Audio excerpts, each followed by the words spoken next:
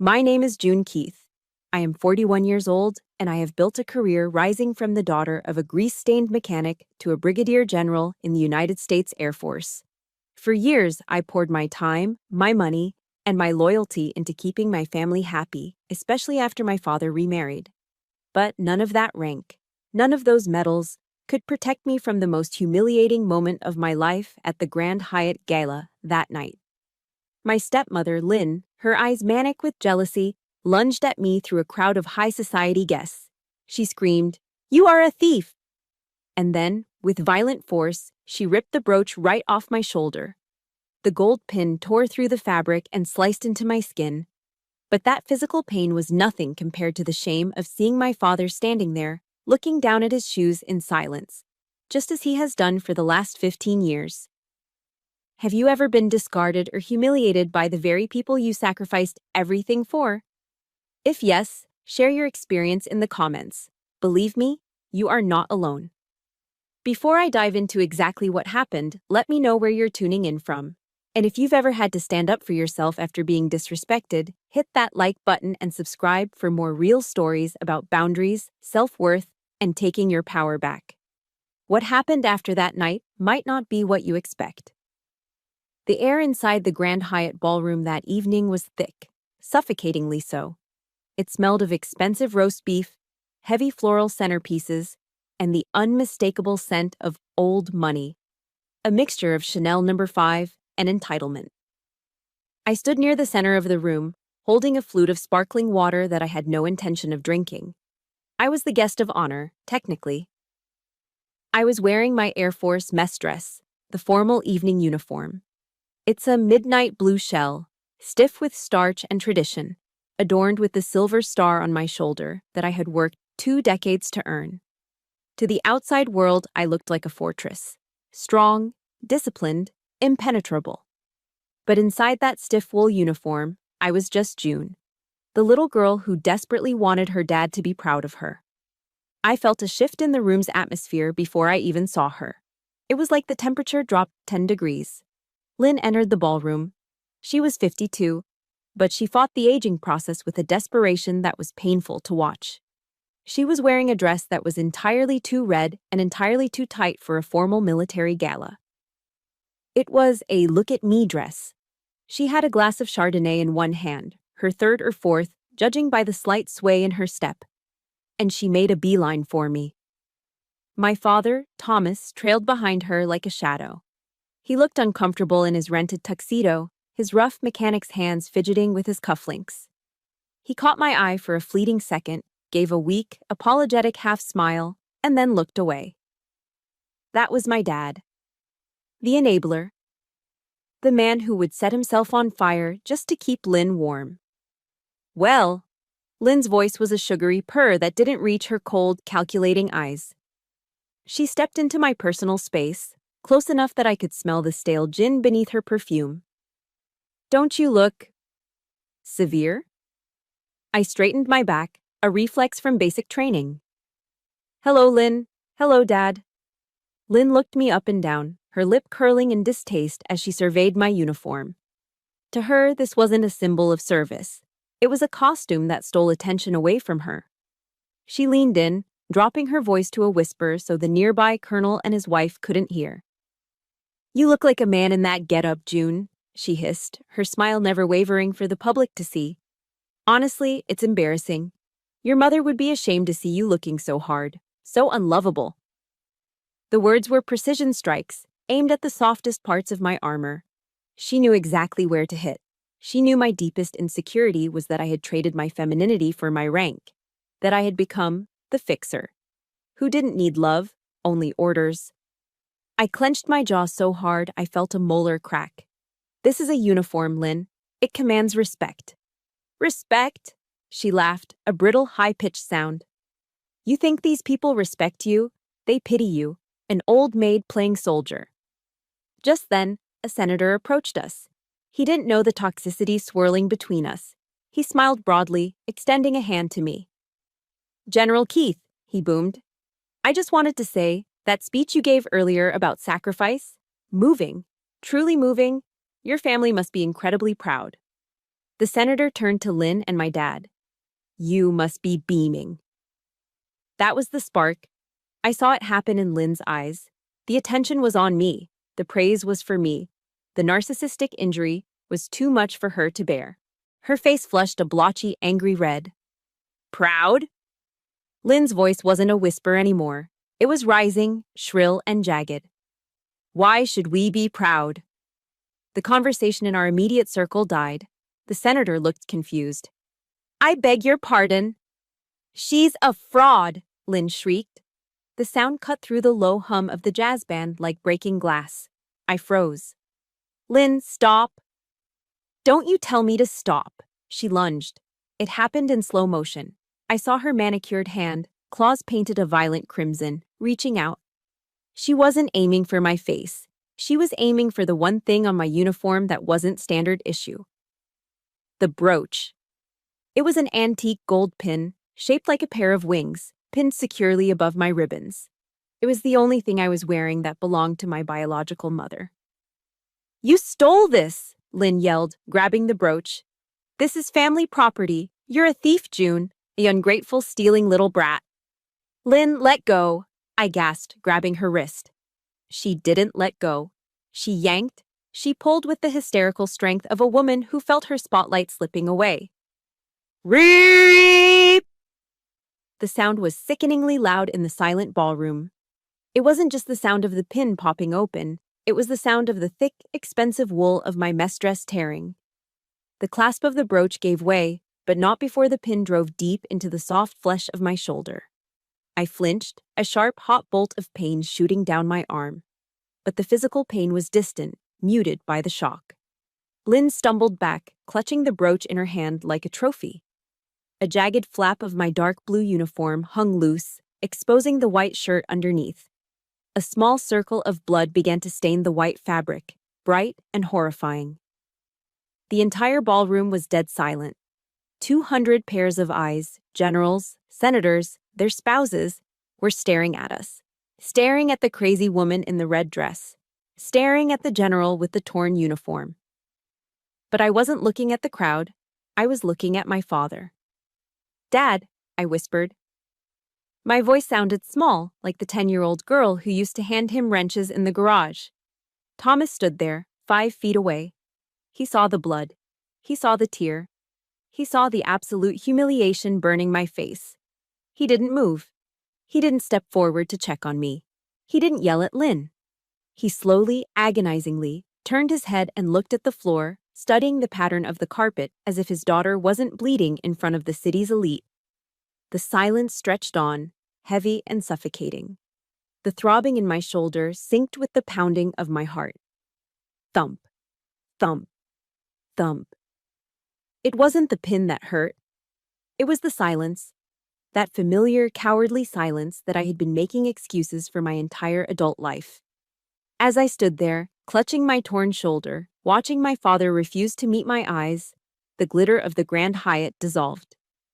The smell of expensive perfume faded, replaced by the phantom smell of motor oil and cheap coffee. My mind didn't stay in the ballroom. The shock was too much. It catapulted me back. Back before the stars on my shoulder. Back before Lynn. Back to the garage and the man my father used to be before he let himself be hollowed out. I looked at the brooch in Lynn's hand, glittering under the chandeliers, and suddenly, I wasn't 41 anymore. I was a child again. And the story of that brooch and how we ended up here began to play in my memory like an old, painful movie. The sharp sting of the gold pin digging into my shoulder in the Grand Hyatt ballroom was grounding, in a cruel way. It was a specific kind of pain, sharp, metallic, and sudden. It reminded me of the time I cut my hand on a rusted fender when I was 12, trying to help my dad in the garage. Back then, my father, Thomas, didn't stand there and look at his shoes while I bled. He had scooped me up, his face pale with worry, and carried me to the kitchen sink to wash the cut with the gentleness of a man handling a baby bird. That was the man I remembered. That was the man who had slowly disappeared, replaced by the ghost standing next to Lynn in a rented tuxedo. As the murmur of the horrified crowd faded into the background, my mind retreated to the safety of the past. I needed to remember him as he was, to understand why I was still standing here, taking this abuse, instead of walking away. Our house wasn't much. It was a small siding-clad box in a neighborhood where the lawns were mostly crabgrass and the driveways were stained with oil. But it was home. After my mother passed away from ovarian cancer, a battle that left us with a mountain of medical bills and a quiet, echoing emptiness in the hallway. It was just the two of us. My dad was a mechanic. He didn't just work on cars, he breathed them. He worked at Miller's Auto Body for 30 years, pulling 60-hour weeks just to keep the lights on and put food on the table. To this day, the smell of Gojo hand cleaner, that gritty orange-scented paste, makes me want to cry. It was his cologne. No matter how hard he scrubbed his hands with that stiff bristle brush every night, the grease never fully came out. It was permanently etched into the fingerprints of his calloused hands, a tattoo of his sacrifice. He wasn't a man of many words. He didn't know how to do the emotional support thing that parents do today. We didn't talk about our feelings. We talked about gaskets, spark plugs, and whether the Mets had a shot at the pennant this year. But I never doubted that I was the center of his universe. I remember the day I left for basic training. It was a gray, overcast Tuesday in October. We drove to the recruitment center in his old 1998 Chevy Silverado. The truck had more rust on the wheel wells than paint, and the heater rattled like a dying lung. But he kept the engine running smooth as silk. The ride was silent. The radio played a low country song, something about leaving and coming home, filling the awkward space between us. I was terrified. I was 19, skinny, and leaving the only world I had ever known. When we pulled up to the curb, he put the truck in park but didn't unlock the doors immediately. He gripped the steering wheel so tight his knuckles turned white. "June," he said, his voice rough, like gravel crunching under tires. He didn't look at me. He stared out the windshield at the rain. "You keep your head down. You listen to your TI. You show 'em what you're made of." "I will, Dad." He reached into the front pocket of his faded flannel shirt and pulled out a $20 bill. It was crumpled, soft from being in the wash, and stained with a faint smudge of motor oil. "Take this," he said, shoving it into my hand. "Dad, I don't need—" "Take it," he insisted, his voice cracking just a fraction. "For food on the road, or a phone card, just take it." I knew that $20 was probably his lunch money for the next week. I knew he would be eating peanut butter sandwiches until payday. I took the bill, fighting back tears, and shoved it into my pocket. That $20 felt heavier than the duffel bag I carried on my back. It was the weight of his love, expressed in the only currency he had. Years later, when I was deployed to Iraq, his letters became my lifeline. They weren't poetic. They were written on lined notebook paper, usually with a blue ballpoint pen that skipped. "Dear June, hope you are safe. Replace the transmission on Mrs. Higgins's Buick today. Took 4 hours. The dog misses you. I miss you. Love, Dad." Short, simple. But every time I opened one of those envelopes, I could smell the faint scent of cigarette smoke and engine oil. And it felt like a hug. I found out later from a neighbor that he had slapped a giant bumper sticker on that rusted Chevy. "My daughter protects your freedom, U.S. Air Force." He would point it out to anyone at the grocery store, beaming with a pride that made his tired eyes light up. But pride doesn't cure loneliness. When I came home on leave after my second tour, I saw the toll the years had taken. I walked into the house unannounced and found him sitting in his recliner in the dark. The only light came from the flickering blue glow of the television. He was eating a hungry man frozen dinner, rubbery Salisbury steak and dry corn, straight out of the foil tray. The house was silent. The silence of a man who had no one to tell about his day, no one to ask him if he was tired, no one to share that cheap, watery coffee with in the morning. My heart broke right there in the living room doorway. I felt guilty. I was out building a career, seeing the world, becoming an officer, and he was here, fading away in the blue light of the TV. "Dad," I had said, sitting on the armrest of his chair, "you can't live like this. You need to get out. Join a club. Go to the VFW dances. Find a companion. I pushed him. I pushed him because I loved him. I pushed him because I didn't want him to die alone in that recliner. I want to pause here and ask you guys something. Have you ever encouraged a parent to start dating again because you were worried about them, only to regret it later? Or do you miss the version of your parents before a toxic partner took over? If this resonates with you, please hit that like button and comment, "I remember" below. It's a small way to honor the people they used to be before everything changed. I didn't know it then, but that push was the beginning of the end. I thought I was saving him from loneliness. I thought I was helping him find happiness. Instead, I was unlocking the front door and rolling out the red carpet for the devil. I stood there in the Grand Hyatt, the torn fabric of my uniform hanging loose, and I looked at the man studding the carpet. I asked myself the question that haunts me every single night. Where did the man who gave me his last $20 go? He was gone. And in a twisted, heartbreaking way, I knew it was my fault. I had wanted him to find a partner. Well, he found one.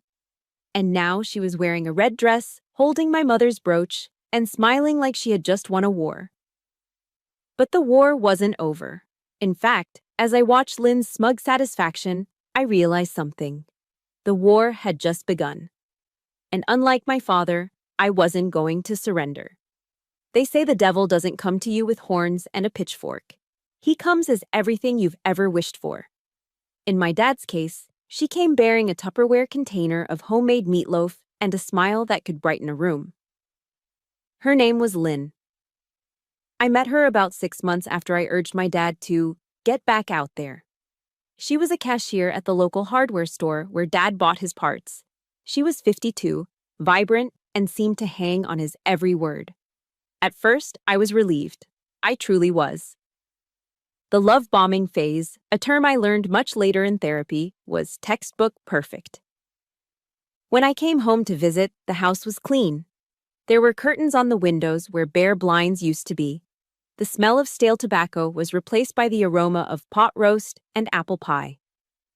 "June, honey," Lynn would chirp, rushing to hug me the moment I walked through the door. "Look at you. My goodness, Thomas, doesn't she look heroic? Our very own protector of the skies." She played the part of the doting stepmother flawlessly. She bragged about my rank to the neighbors. She straightened my collar. She poured my dad's coffee and laughed at his same 3 jokes like she was hearing them for the first time. For the first time in years, I saw my dad smiling, really smiling. The shadows under his eyes lightened. He stood a little taller. I let my guard down. I thought, finally, he's safe. I can stop worrying. But safety, I learned, has a price tag. And Lynn was about to start sending me the bill. It started small. Innocent, almost. "Oh, June," Lynn whispered to me one afternoon while we were washing dishes. "I hate to bother you, but the water heater is making this awful clanking sound. Your father is so worried about the cost. You know, being on a fixed income with Social Security. I just don't want him taking cold showers in December." It was a reasonable request. My dad was on a fixed income. I was a major at the time, making decent money, single with no dependents. "Don't worry, Lynn," I said, pulling out my checkbook. "Call the plumber. I'll cover it." "You are an angel," she beamed. A literal angel. That was the first crack in the dam. Once money started flowing, it never stopped. A month later, it was the roof. "The shingles are rotting, June. If it leaks, the mold could kill him." Another check, $2,000. Then it was the HVAC system. Then it was new tires for the truck because safety first. Every time I wrote a check, I told myself I was doing it for Dad. I was being the good daughter. I was the fixer. But looking back, I realized I wasn't paying for repairs. I was paying for access to my father. I was paying a subscription fee to keep him happy. The turning point, the moment the mask truly slipped, happened 2 years in. Dad had a health scare. He collapsed in the yard. It turned out to be severe dehydration and a minor arrhythmia. But at his age, it was terrifying. I was stationed in Germany at the time and flew back immediately, my stomach in knots the entire flight. The American healthcare system is a beast, even with insurance. By the time I got to the hospital, the administrative vultures were already circling. There were copays, out-of-network fees, and a massive deductible that hadn't been met. I found Lynn in the cafeteria, looking frazzled but oddly put together, wearing a brand new outfit I knew my dad couldn't afford. "Thank God you're here," she said, skipping the hug. "They're talking about discharging him tomorrow, but he's not ready. And the bill?" "June. They want $3,000 up front for the deductible before they'll schedule his follow-up stress test." $3,000. That was a significant chunk of my savings at the time. I had been saving for a down payment on a small condo near the base. I didn't hesitate. I walked to the billing department and slapped my credit card down. I signed the receipt, feeling the weight of the debt settle onto my shoulders, but telling myself it was worth it. My dad was alive. I walked back to the hospital room, receipt in hand, expecting relief, maybe a thank you. Dad was in the bed, looking pale and small among the wires. Lynn was sitting in the visitor's chair, flipping through a magazine. "It's taken care of," I said, my voice thick with jet lag. "I paid the $3,000. He gets the test." Dad looked at me, tears welling in his eyes. "June, you didn't have to." "Shh," I squeezed his hand. "It's fine, Dad." "Well," Lynn interrupted, snapping her magazine shut. She didn't look at me. She looked around the room, her nose crinkled in disgust. "Since you're spending all that money, couldn't you have sprung for a private room?" "This semi-private is disgusting. The man in the next bed snores like a freight train.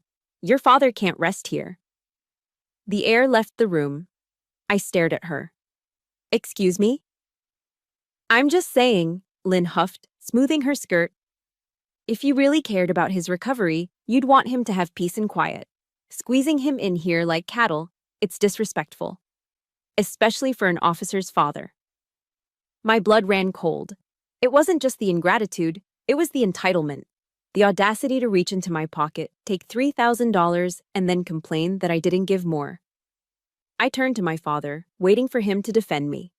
Waiting for the man who taught me about respect and hard work to tell her she was out of line. Dad looked at Lynn, then he looked at me. He saw the anger flashing in my eyes. "Now, Lynn," he said weakly, his voice barely a whisper. "June did a nice thing." "I'm just looking out for you, Thomas," Lynn snapped, playing the victim instantly. "Someone has to, since your daughter is always off playing war games." Dad shrank back into his pillows. He looked away, focusing on the heart monitor beeping steadily beside him. "Let's not fight," he murmured.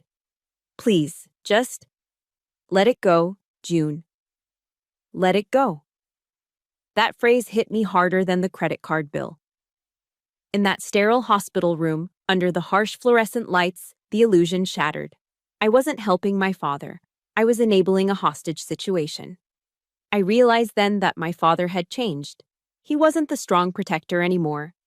He was a man afraid of being alone, afraid of the silence, and he was willing to let this woman bleed me dry if it meant she stayed. I looked at Lynn, who was back to reading her magazine as if she hadn't just insulted me. I looked at my dad, who refused to meet my gaze. For the first time, I felt something shift inside me. It wasn't just sadness anymore. It was a cold, hard knot of resentment. I was becoming nothing more than a walking checkbook, an ATM with a pulse. I walked out of that hospital room without saying goodbye. I needed air. I needed to breathe. I walked straight to my rental car in the parking garage, sat in the driver's seat, and just screamed until my throat burned. I was exhausted, not just tired, soul deep, exhausted. I had spent my life trying to be the good soldier, the good daughter, the provider. And all it had gotten me was a maxed-out credit card and a stepmother who looked at me with contempt. I started the engine. I didn't know where I was going, but I knew I couldn't go back to that house. I drove aimlessly for miles, the city lights blurring through my tears until I saw the familiar steeple of the base chapel rising against the night sky. I pulled in. I didn't know it yet, but I was about to find the only weapon that could help me fight back: the truth.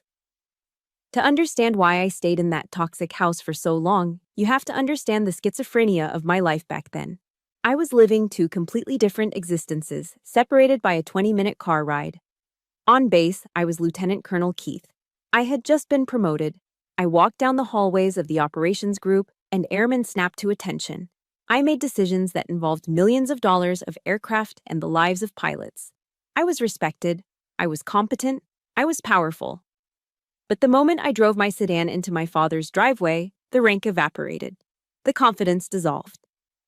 I wasn't a lieutenant colonel anymore. I was just June, the inconvenience.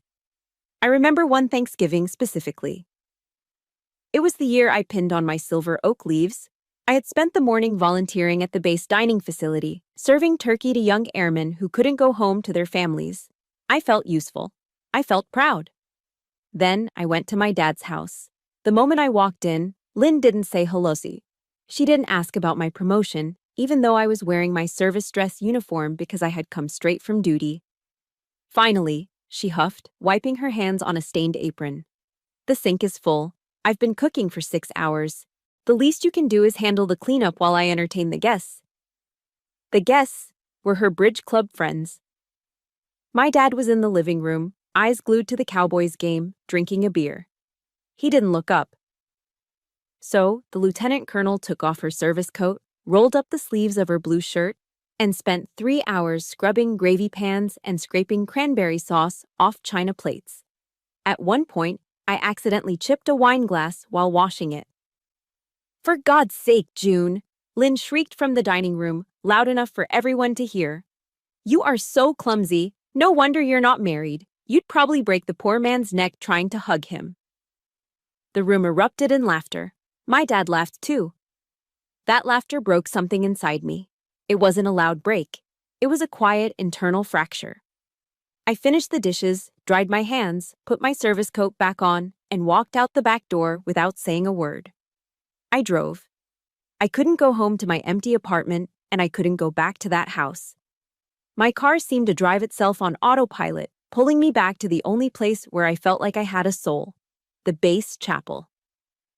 It was late, nearly 2100 hours. The chapel was dim, smelling of beeswax candles and lemon polish. I sat in the back pew, still in my uniform, and buried my face in my hands. "You know," a voice echoed from the front of the sanctuary. "The enemy usually attacks hardest when we're trying to do the most good." I looked up. Walking down the aisle was Chaplain Mara. She was a lieutenant colonel, like me, but she carried an authority that had nothing to do with rank. She was an African-American woman in her 60s, with eyes that had seen combat zones and broken hearts, and she possessed a stillness that made you feel like you were standing on holy ground.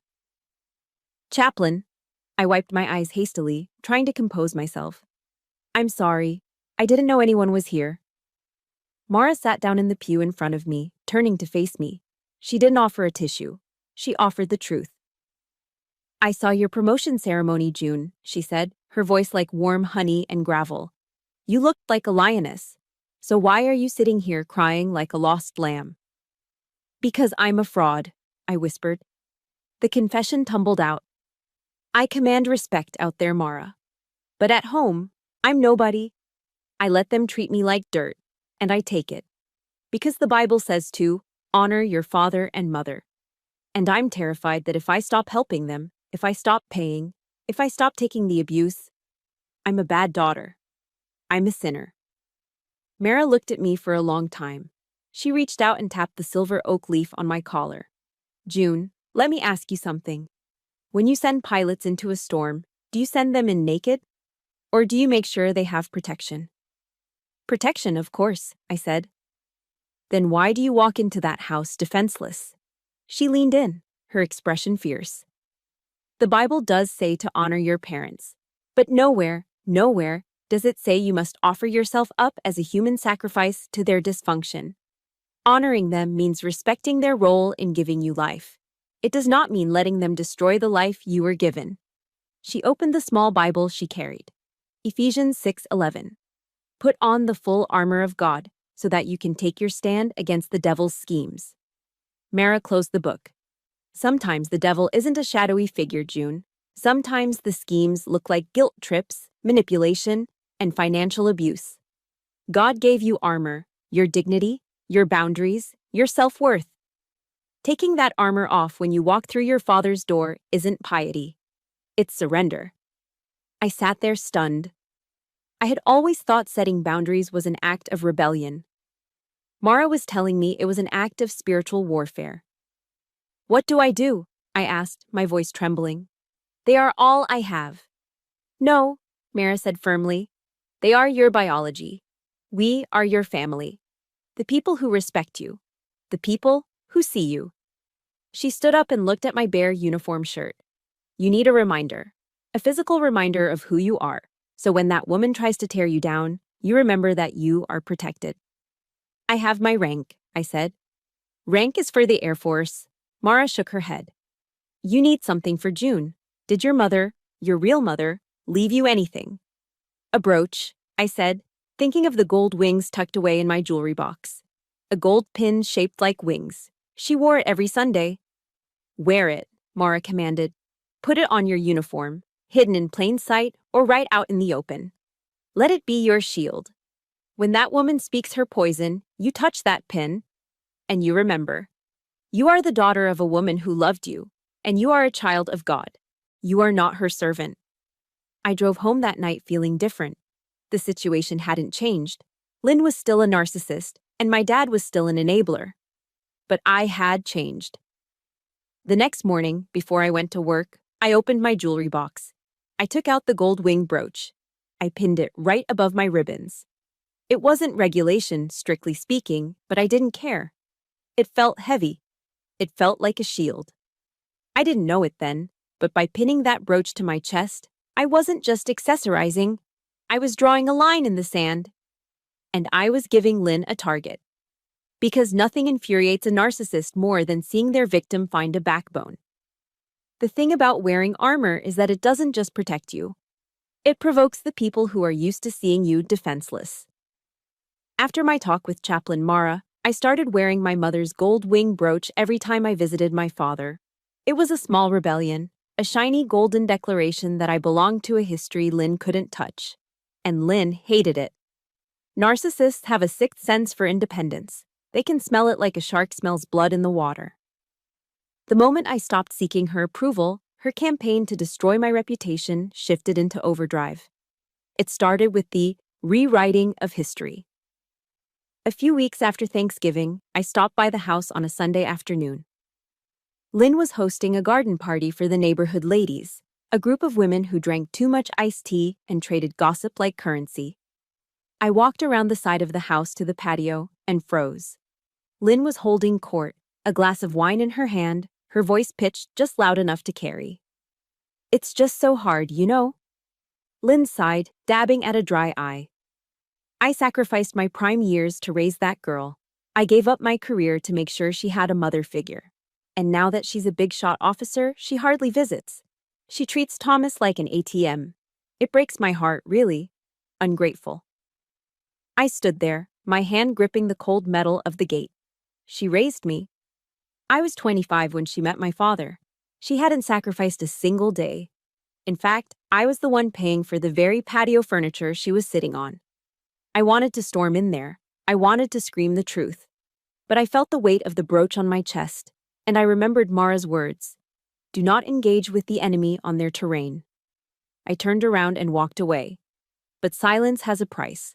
By not fighting back, I let her paint me as the villain in my own hometown. The Cold War turned hot inside the house a week later. It was over the brooch. We were in the living room. I was helping Dad set up his new cable box, another bill I was paying. Lynn walked in, her eyes immediately locking onto the gold wings pinned to my sweater. You know, she said, her voice dripping with fake concern, that pin is awfully tacky.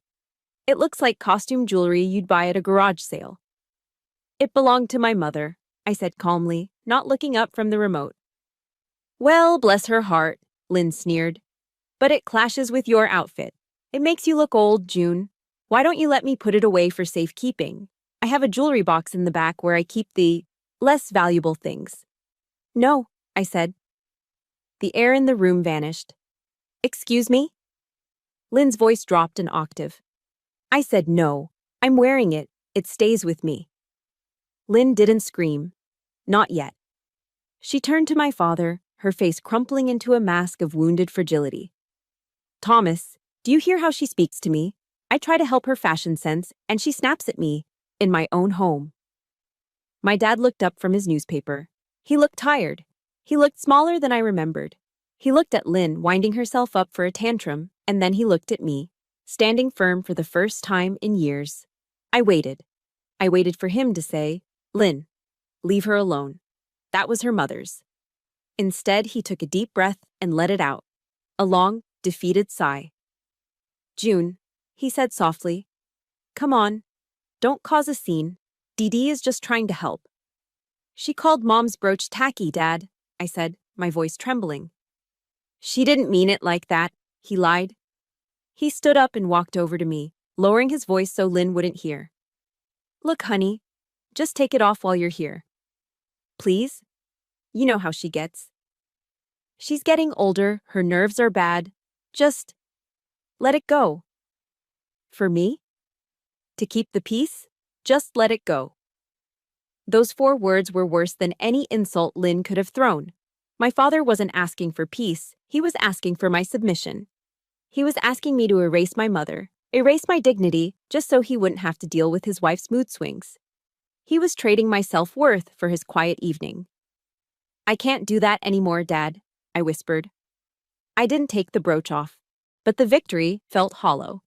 The final straw came in the form of a thick, cream-colored envelope embossed with the Air Force crest. I had been selected as the guest of honor for the annual Air Force Ball at the Grand Hyatt. It was a huge career milestone. I was excited to bring my dad. I wanted him to see what I had built, to see the world where I wasn't just June the inconvenience. But Lynn intercepted the mail. "We are going," she announced when I called, before I could even ask Dad. "Finally, a chance to dress up. I need a new gown, and Thomas needs a tuxedo." "Lynn, the tickets are limited," I started. "Don't be selfish, June," she snapped. "After all we've done for you, it's the least you can do." And then came the demand. She dragged me to Nordstrom the weekend before the event. She picked out a bright red gown, sequined, loud, and incredibly expensive. "It's $800, Lynn," I said, looking at the tag. "Put it on the card." She waved her hand dismissively. "Consider it payback for the roof repair stress you caused us." I bought the dress. I bought the dress because I was stupid enough to hope that if I gave her this one big night, if I let her shine, she would finally be satisfied. I thought if she saw me being honored by generals and senators, she might finally respect me. I was wrong. Narcissists don't feel respect. They feel envy. And envy is a hungry beast.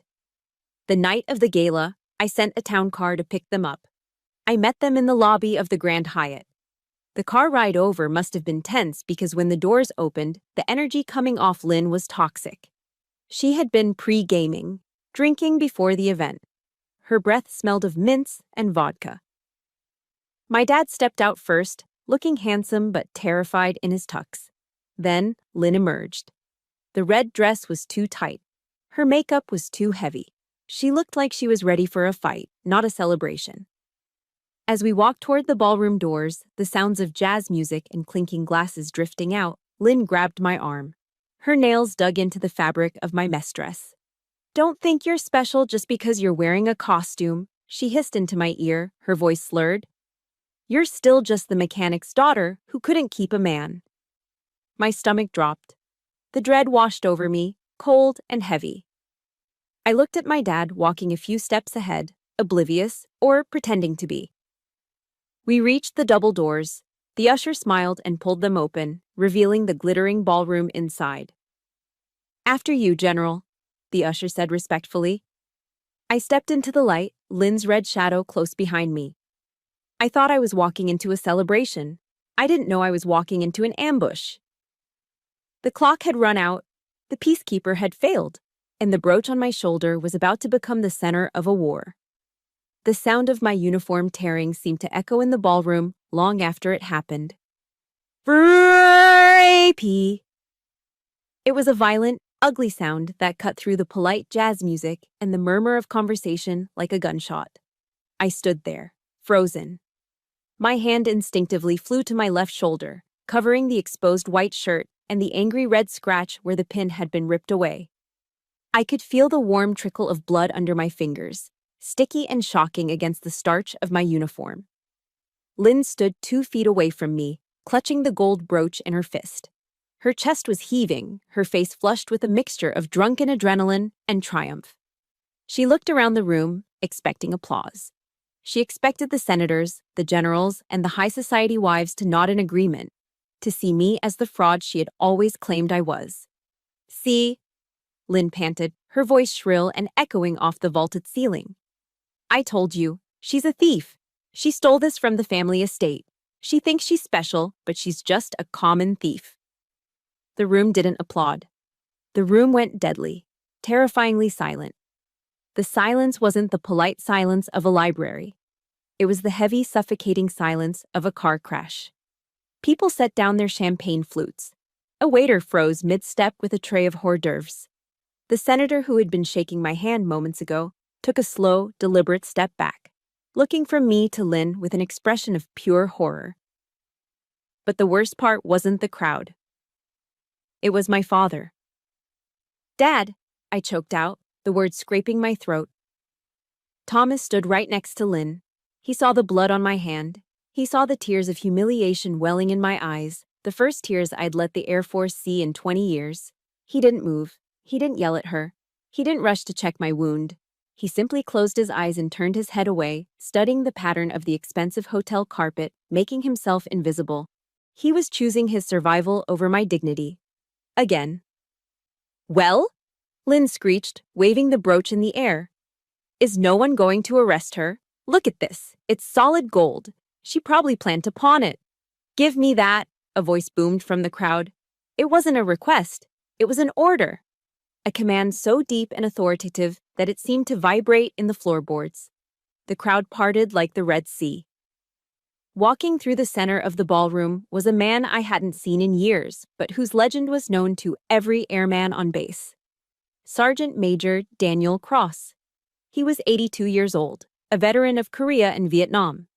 He walked with a heavy oak cane, clack, clack, clack against the marble floor, but his back was as straight as a steel beam. He was wearing his old dress blues, faded but immaculate, his chest heavy with ribbons. Lynn blinked, confused by this old man interrupting her moment. "Excuse me, this is a private family matter." Daniel didn't stop. He walked right up to her, his eyes cold and hard as flint. He didn't look at her like she was a woman. He looked at her like she was an enemy combatant. "I said," Daniel growled, his voice low and dangerous, "give me that pin before you dirty it any further."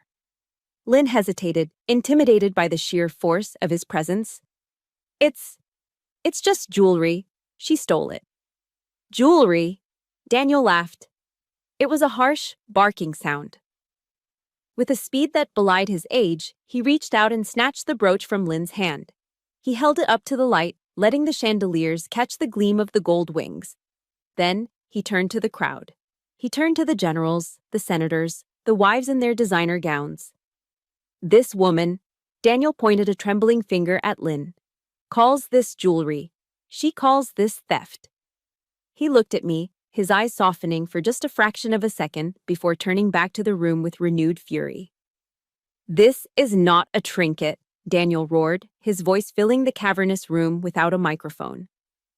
"These are the pilot wings of Captain James Miller, this officer's uncle, my commanding officer."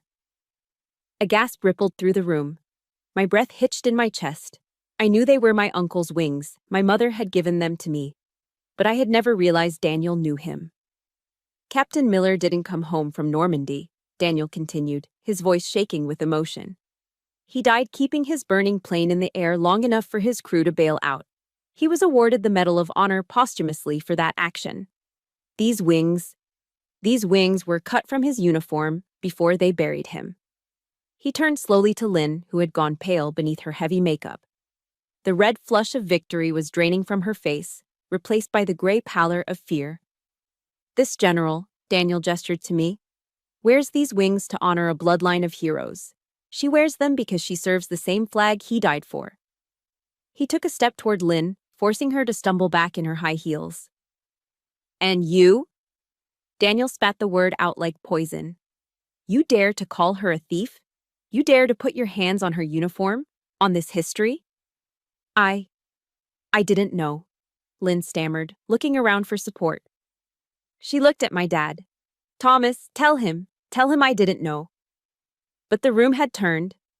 The social tide had shifted violently. The eyes that had been judging me were now locked on Lynn with absolute disgust. The senator looked at her like she was something he had stepped in on the sidewalk. You didn't know because you don't care, Daniel said, his voice dropping to a whisper that was somehow louder than a scream. You are a small, petty woman standing in the shadow of giants. You don't deserve to breathe the same air as this officer. Daniel turned to the hotel security guards who had quietly appeared at the edge of the circle. Get this trash out of my sight, Daniel ordered. No, wait, Lynn cried, reaching for my father. Thomas, do something. They're humiliating me. My father looked up then. He looked at Daniel, the war hero. He looked at me, holding my bleeding shoulder. And then he looked at Lynn, the woman who had just been stripped naked in front of the people she tried so hard to impress. He opened his mouth, and for a second I thought he might finally fight. We should go, Lynn, he mumbled, looking back down at the floor. Go, Lynn shrieked. You're going to let them talk to me like this? Leave, someone in the crowd shouted. Get out. Another voice joined in. The shame hit Lynn like a physical blow. She realized finally that she had lost. Her face crumpled. She let out a sob that was more anger than sadness, turned on her heel, and ran. She scurried out of the ballroom like a rat caught in the pantry light, her red dress trailing behind her. My father stood there for one agonizing second longer. He looked at me, his eyes pleading for forgiveness, or maybe just permission to leave. I didn't give it to him. I just stared. He turned and shuffled after Lynn, a beaten man following his master. As the heavy doors swung shut behind them, the silence in the room broke. But this time, it wasn't whispers. It was applause. It started with Daniel tapping his cane on the floor. Then the senator joined in. Then the whole room. They weren't applauding the drama. They were applauding the truth. Daniel walked over to me. With gentle shaking hands, he pinned the gold wings back onto the torn flap of my uniform, right over the bloodstain. Stand tall, General, he whispered, winking at me. Your armor is a little dented, but it held. I looked at the closed doors where my family had just disappeared. My shoulder throbbed, but for the first time in years, the crushing weight on my chest was gone. The secret was out. The monster had been unmasked. I have to ask you guys right now, if you were cheering when Sergeant Major Daniel put Lynn in her place, hit that like button. And tell me in the comments, have you ever watched a bully get absolutely destroyed by instant karma? Type, justice served below if you loved seeing Lynn run out of there. But as the adrenaline faded, I realized something. The public battle was won, but the private war wasn't over. My father was still out there, in the parking lot with her, and I knew, with absolute certainty, that this was my last chance to save him, or lose him forever. I looked at Daniel, nodded my thanks, and turned toward the doors. I had one more conversation to finish. The applause inside the ballroom faded as the heavy glass doors swung shut behind me. The transition was jarring. 1 minute, I was bathed in the warm, golden glow of chandeliers and vindication. The next, I was stepping into the harsh, fluorescent reality of the hotel valet stand. The air outside was cold, a biting wind that cut right through the tear in my uniform. It smelled of exhaust fumes and city grit, a stark contrast to the expensive perfume inside. I saw them immediately. Lynn was already sitting in the passenger seat of my dad's old sedan, which the valet had pulled up to the curb. She was staring straight ahead, arms crossed, refusing to look at anything. She looked small, defeated, and toxic in that glass cage. My father, however, was standing outside the car. He was leaning against the driver's side door, his tuxedo jacket unbuttoned, shivering slightly in the wind. A small orange cherry glowed in the darkness near his hand. He was smoking. He hadn't smoked in 10 years. I stopped about 10 feet away. I didn't rush to him. I didn't offer him my coat. I just stood there, letting the silence stretch between us like a loaded weapon. He saw me. He took one last desperate drag from the cigarette, dropped it to the pavement, and crushed it under the heel of his rented dress shoe. His hands were shaking so badly he could barely get them into his pockets. "June," he said. His voice was raspy, broken. He didn't look at me, he looked at the concrete. I'm sorry. I didn't think she'd do that. I don't know what I thought. It was the same apology I'd heard 1,000 times. "I'm sorry," she yelled. "I'm sorry she spent the money. I'm sorry, I'm sorry, I'm sorry." "You didn't think," I repeated, my voice flat. "That's the problem, Dad. You never think. You just feel. You feel afraid of being alone, so you let a monster live in our house." "She's not a monster, June," he pleaded weakly, glancing at the car window where Lynn sat like a stone statue. She has a temper. She's insecure." "She physically attacked me," I said, pointing to my shoulder. The blood had dried, making the shirt stiff. "She humiliated me in front of my commanding officers, and you stood there."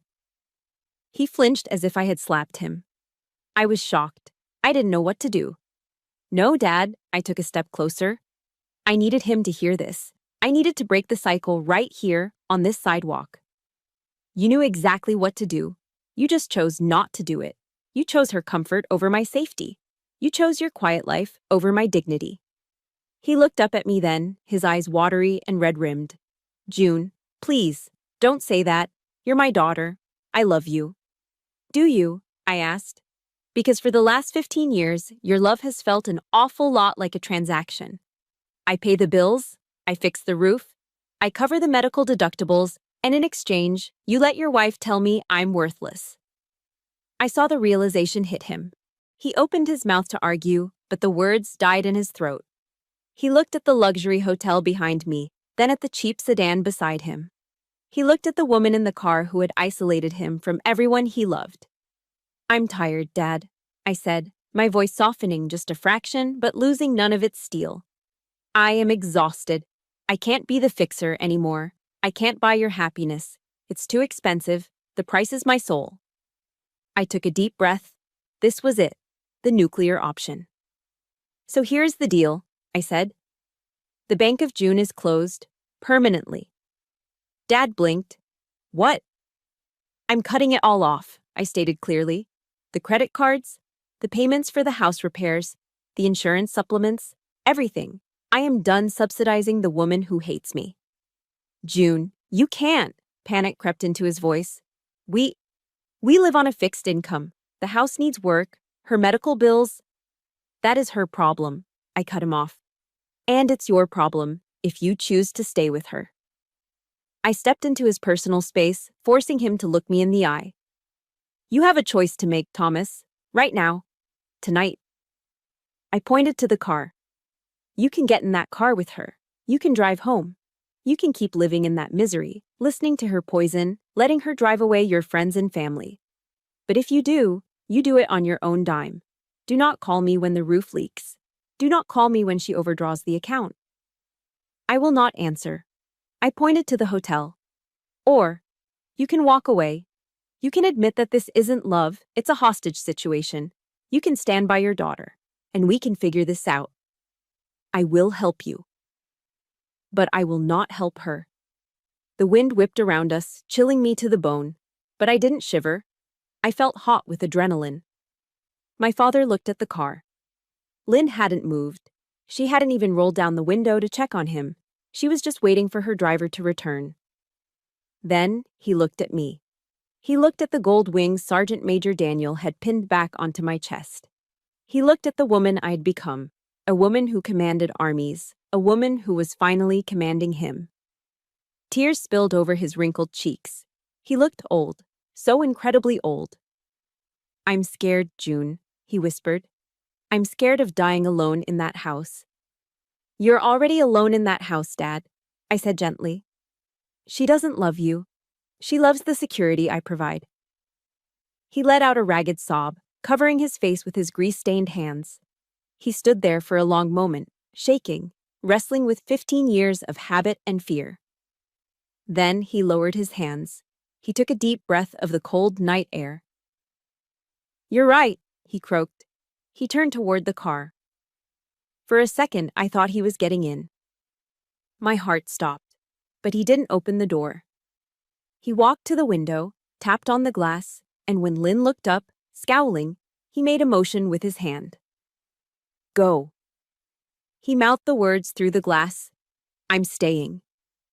Lynn's jaw dropped. She started pounding on the window, screaming something we couldn't hear, but Dad turned his back on her. He walked back to me, his steps a little unsteady, but his head up.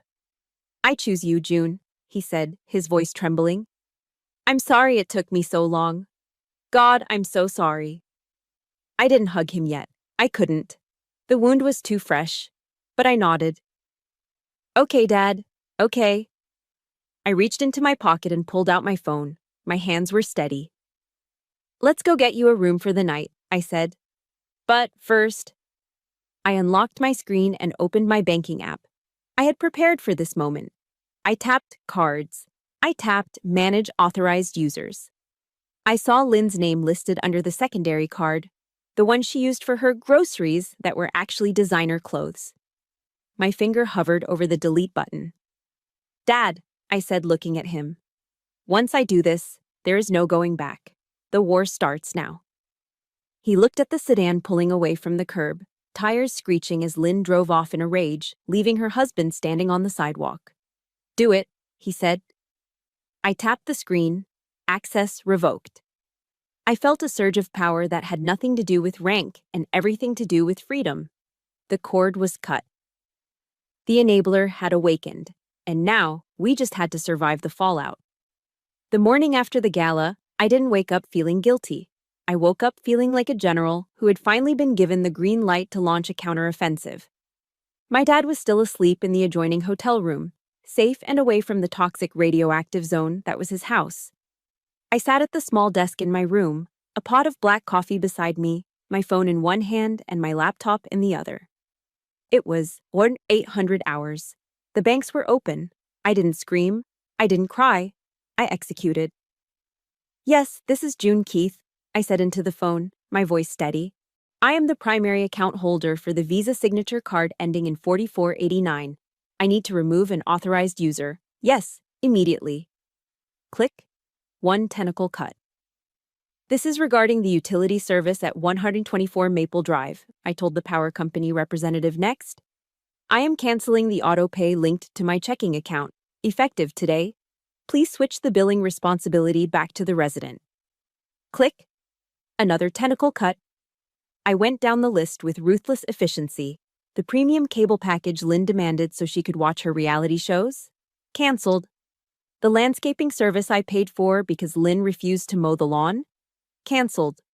The monthly transfer to the joint checking account? Stopped. By Aero 900, I had severed every financial artery that connected me to Lynn. I had turned off the tap. I poured a second cup of coffee, feeling a strange, lightheaded buzz. It was the feeling of taking back 15 years of my life. But I knew the retaliation was coming. In psychology, they call it an extinction burst. When a toddler, or a narcissist, realizes their tantrums no longer work, they don't calm down. They escalate. And when they can't control you directly, they try to control how others see you. At 09:15, the first text message arrived. Ding. It wasn't from Lynn. It was from my Aunt Becky, my dad's sister, who hadn't called me on my birthday in a decade, but somehow always knew when family drama occurred. June, I just got off the phone with Lynn. She is hysterical. How could you humiliate her like that? Leaving her at a hotel? Cutting off their funds? You are a wealthy woman, June. Don't be greedy. God sees everything. My stomach tightened. The guilt button. She was mashing it hard. Ding. Another one, this time from my cousin Mike, a man who still lived in his mother's basement. Heard you think you're better than everyone now that you have a star on your shoulder. Leaving your parents to starve? That's elder abuse. You should be ashamed. Ding, ding, ding. The phone began to vibrate across the desk like an angry hornet. Lynn had activated the flying monkeys. Her army of enablers and gossips recruited to do her dirty work. She had spun a narrative where she was the victim, abandoned by the cruel, rich stepdaughter. I stared at the screen, watching the hate pour in. Ungrateful brat. After all she did for you. Your father is heartbroken. My fingers hovered over the keyboard. The urge to defend myself was overwhelming. I wanted to type back, I paid for the roof over her head. She physically attacked me. She stole my mother's medals. I typed out a paragraph to Aunt Becky, shaking with rage. Then, I stopped. I heard Chaplain Mara's voice in my head, clear as a bell. Do not explain yourself to people who are committed to misunderstanding you. Your silence is a boundary. If I responded, I was giving them what they wanted. Supply. I was engaging in the drama. I took a deep breath, deleted the paragraph, and did something I had never been brave enough to do before. I didn't reply. I tapped the small eye icon in the corner of the message thread. I scrolled down to the bottom in red text. Block caller. I pressed it. Aunt Becky was gone. I opened Mike's message. Block caller. I opened the messages from the neighbors Lynn had poisoned against me. Block, block, block. With every tap of my finger, the noise lessened. It was like shutting doors in a burning building, sealing off the smoke. I wasn't just blocking phone numbers. I was blocking the negativity, the manipulation, and the expectation that I had to explain my existence to anyone. By 10:30 a.m., my phone was silent. I'd built a digital fortress. Meanwhile, across town, the reality of my actions was hitting Lynn in the most visceral way possible. I found out later from a neighbor what happened. Lynn had gone to the high-end grocery store, likely to soothe her wounded ego with expensive wine and gourmet chocolates. She had filled a cart, marched to the register, and swiped the card I had just canceled. Declined, the cashier would have said. Lynn probably argued. She probably told them to run it again. She probably made a scene, claiming it was a bank error. But it wasn't an error. It was a consequence. For the first time in 15 years, Lynn had to reach into her own purse, and she found nothing but dust. That was the breaking point. Without my money, Lynn had no use for my father. She realized the gravy train hadn't just derailed, it had vanished. She went back to the house, but she didn't go back to apologize or wait for her husband. She went back to loot. When my dad and I finally drove to the house later that afternoon, pulling into the driveway with a sense of dread, the front door was standing wide open. We walked inside. The house was trashed. It looked like a tornado had touched down in the living room. Vases were smashed against the walls. The curtains, the ones I paid for, were torn down. But the silence was different this time. It wasn't the heavy, suffocating silence of walking on eggshells. It was the hollow, echoing silence of emptiness. The TV was gone. The silver set from the dining room was gone. My dad's small collection of tools from the hall closet was gone. Lynn had packed whatever she could fit into her car and vanished. Dad walked into the kitchen. On the counter, where she used to leave her pile of bills for me to pay, there was nothing. No note, no apology, no, I love you. Just a ring of water from a glass she had left behind. He stood there, looking at the empty space where his wife used to be. I braced myself. I thought he would crumble. I thought he would chase after her. Instead, he walked over to the refrigerator. He opened it, took out a beer, and cracked it open. The sound, pshh, was loud in the quiet kitchen. He took a long sip, closed his eyes, and exhaled. It was the first time I had seen him breathe deeply in years. Well, he said, his voice steady, it looks like we have some cleaning up to do. The vampire had fled the castle. The flying monkeys had been blocked at the gates. And as I looked at my dad, standing amidst the wreckage of his marriage but finally free, I knew the hardest part was over. Now, we just had to rebuild. The first thing I noticed about the house after Lynn left wasn't the silence. It was the smell. For 15 years, the air inside 124 Maple Drive had smelled of Lynn's overpowering floral perfume and the acrid, metallic scent of anxiety. But a month after the Great Purge, as I like to call it, the air smelled like hickory smoke, charcoal, and sweet barbecue sauce. It was a Saturday evening in late May. I sat on the back patio, on one of the lawn chairs I'd bought to replace the fancy set Lynn stole, sipping an iced tea. My dad stood by the Weber grill, a pair of tongs in one hand and a cold Miller High Life in the other. He was wearing an apron that said, Grill Master, a cheesy gift I'd bought him at the BX, but he wore it like it was a tuxedo. "Hey, June," he called out over his shoulder, smoke billowing around him. "How do you like your ribs? Fall off the bone or with a little bite?" "You know the answer, Dad," I smiled. "If I have to use a knife, you failed." He laughed. It was a rusty sound, unused for too long, but it was real. The lines of tension that had permanently etched themselves into his forehead were softening. He looked older, yes, but lighter. The shadow was gone. We ate with our hands, wiping sauce off our chins with paper towels, talking about everything and nothing. The Dodgers' losing streak, the price of gas, the way the hydrangeas were blooming. It was mundane, and it was the most beautiful dinner I had ever had. "By the way," Dad said, wiping his hands, "Daniel called me. You know, Sergeant Major Cross." "Oh." I looked up. "Yeah. The VFW Post is doing a Memorial Day dinner next week. They want to honor the families of the fallen. Because of, you know, the pin. Your uncle." He fidgeted with his napkin. He asked me to speak. "That's great, Dad," I said. "I don't know." He shook his head, looking down at his plate. "I'm just a grease monkey, June. I don't give speeches. I fix transmissions." "You're the brother of a war hero," I said firmly. "And you're the father of a general. You have plenty to say." He spent the next week agonizing over it. I found him at the kitchen table late at night, surrounded by crumpled index cards, chewing on the end of a pen. I helped him organize his thoughts, but I didn't write the words for him. This was his mission.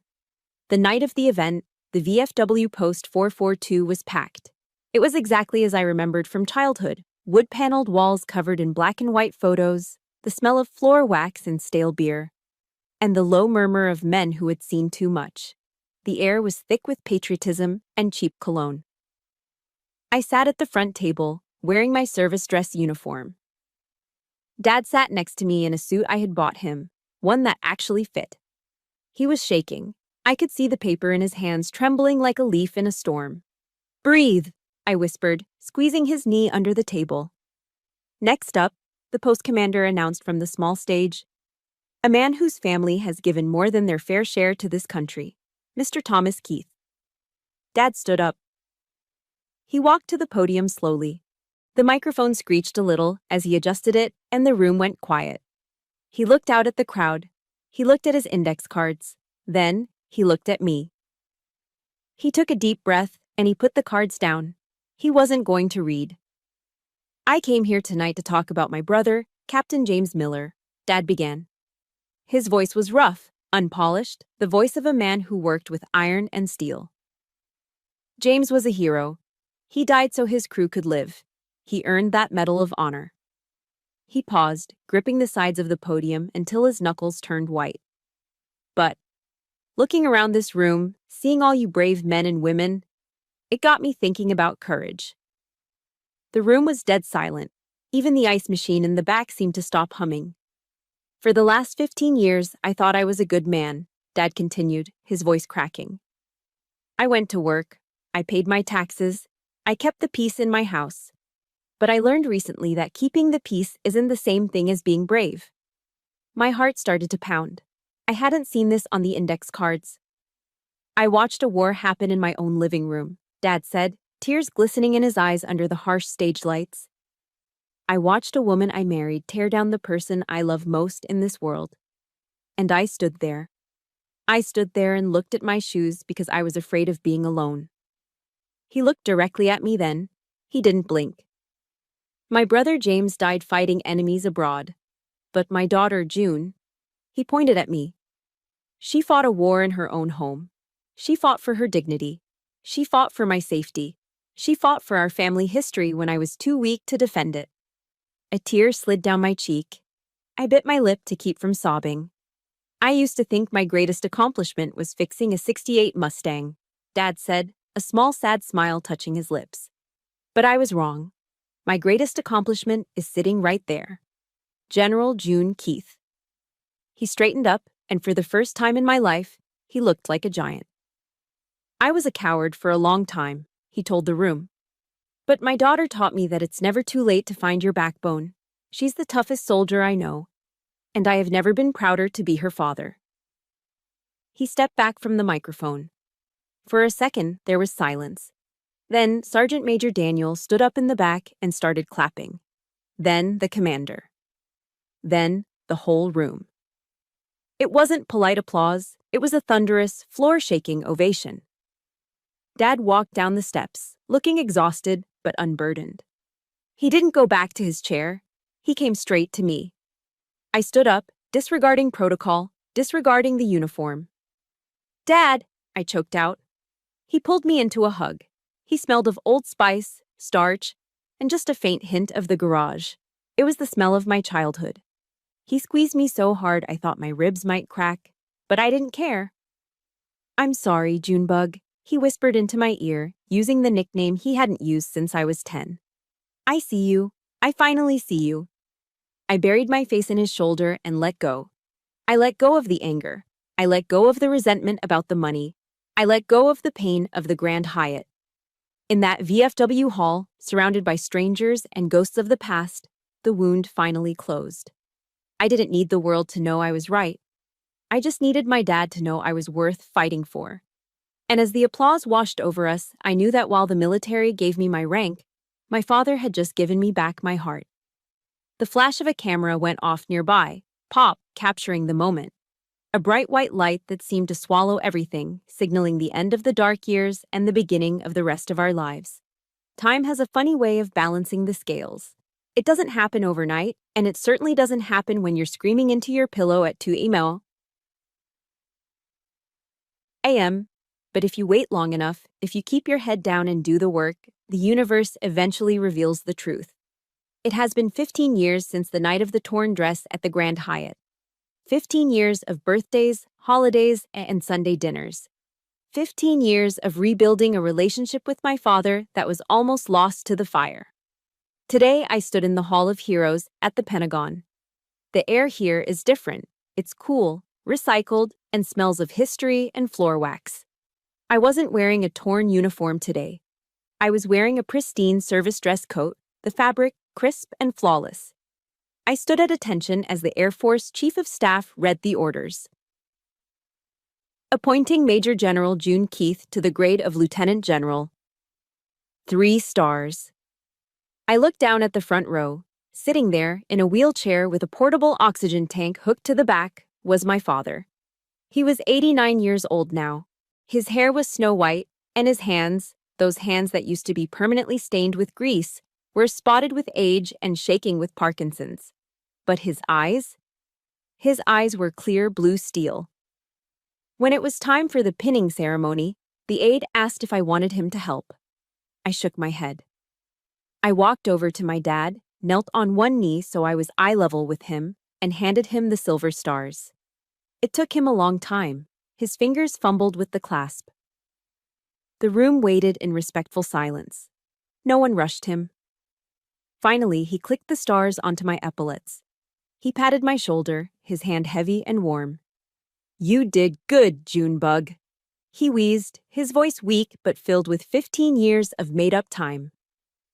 "You did good," I kissed his cheek. "We did good, Dad." The reception afterwards was a blur of handshakes, cake, and flashes from photographers. I felt light. I felt complete. As the crowd began to thin out, I stepped into the outer hallway to catch my breath. The late afternoon sun was streaming through the windows, bathing the marble floors in gold. That's when I saw the ghost. Standing near the security checkpoint, arguing softly with a guard, was a woman. At first, I didn't recognize her. She was stooped over, leaning heavily on a cane. Her clothes were mismatched, a faded floral blouse and gray slacks that looked like they came from a donation bin. Her hair, once dyed a fierce, aggressive blonde, was thin and gray, pulled back in a messy bun. But then she turned, and I saw the eyes. They were sunken and dull, but the hunger was still there. It was Lynn. She saw me. Her eyes widened, taking in the 3 stars on my shoulder, the entourage of aides in the distance, the sheer power radiating from me. She pushed past the guard, who looked at me for a signal. I held up a hand. It's okay. She limped over to me. She smelled of mothballs and stale cigarettes. The glamour, the red dress, the arrogance. It was all gone, eaten away by years of bitterness and burnt bridges. June, she croaked. Her voice was thin, reedy. Look at you, a general. I always knew you had it in you. I didn't smile. I didn't frown. I just looked at her with the clinical detachment of a doctor examining an old scar. Hello, Lynn. I saw it in the paper, she said, clutching her cheap handbag. The promotion. I told the ladies at the center. That's my girl. I raised her. The lie didn't even make me angry anymore. It just made me sad. What do you want, Lynn? I asked gently. Her face crumbled. The mask of pride slipped, revealing the terrified, lonely woman underneath. I'm not doing so well, June. The state housing is awful. The heater doesn't work. And your father? I heard he's living with you now, in that big house. He is, I said. I miss him, she sniffled, reaching out a trembling hand to touch my sleeve. I made mistakes, June. I know that. But we're family. Don't I deserve a second chance? Can I just see him? Just for 5 minutes. I looked at her hand, the same hand that had ripped the brooch from my shoulder 15 years ago. I looked at her face, pleading for an entry point, looking for a crack in the armor where she could slip back in and start the cycle all over again. I thought about the years of therapy. I thought about the nights I held my dad while he cried, recovering from her emotional abuse. No, I said. The word hung in the golden light, soft but immovable as a mountain. No. She blinked, tears forming in her eyes. But I thought you were a Christian woman. I thought you believed in forgiveness. I do, I said, and I meant it. I forgive you, Lynn. She brightened, stepping forward. Oh, June. I held up a hand to stop her. I forgive you, I repeated.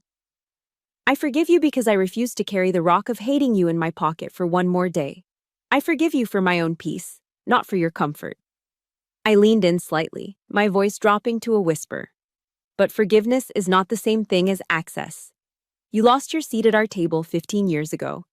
You don't get to come back just because you're hungry. Lynn froze.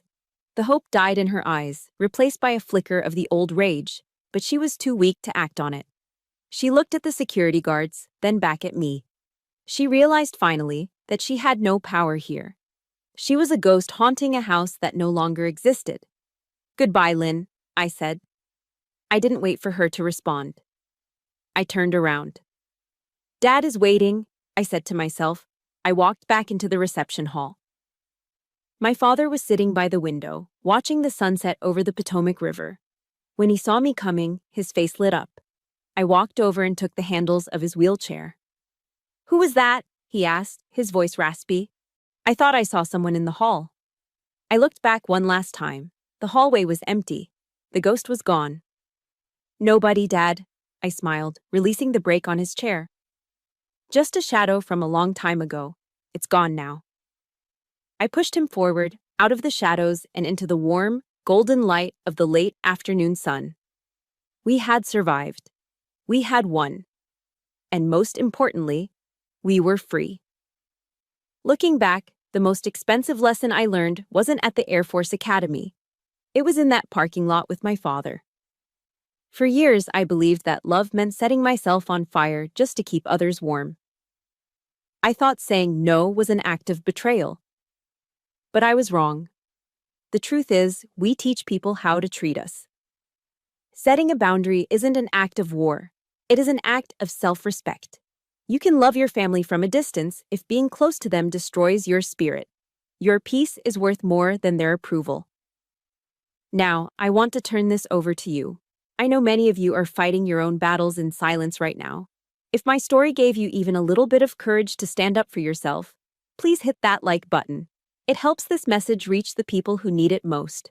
And drop a comment below.